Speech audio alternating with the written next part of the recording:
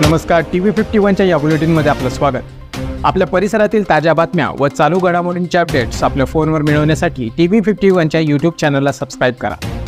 बातम्यांचे नोटिफिकेशन्स मिळवण्यासाठी बेल आयकॉनवर क्लिक करायला विसरू नका। लोकसभेची निवडणूक सुरू झाली आणि मोठ्या प्रमाणात रोख रक्कम सापडू लागली आहे। अशीच एक घटना पुन्हा आंध्र प्रदेशात समोर आली आहे।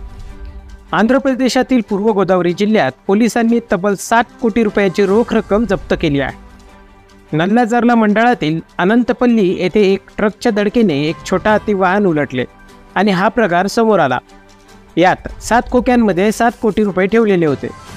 विशेष म्हणजे चौथ्या टप्प्यात आंध्र प्रदेशात मतदान होणार आहे। त्यापूर्वीच येथे लागोपाठ 2 दिवस मोठ्या रकमा सापडल्या आहेत। यापूर्वी शुक्रवारी देखील आंध्रमधीलच NTR जिल्ह्यात 8 कोटी रुपये जप्त करण्यात आले होते। त्यानंतर लगेचच दुसऱ्या दिवशी 7 कोटी रुपये जप्त करण्यात आले आहेत। 7 खोक्यांमधून हे 7 कोटी रुपये नेले जात होते। ट्रकने धडक दिल्याने आणि वाहन उलटल्याने अशा प्रकारे पैसे नेले जात असल्याचे समोर आले आहे। स्थानिकांना गाडीत नोटांची बंडले दिसल्यावर त्यांनी ताबडतोब पोलिसांना याची माहिती दिली। या वाहनातून जप्त करण्यात आलेली रक्कम तब्बल 7 कोटी रुपये एवढी असल्याचे सांगितले जात आहे।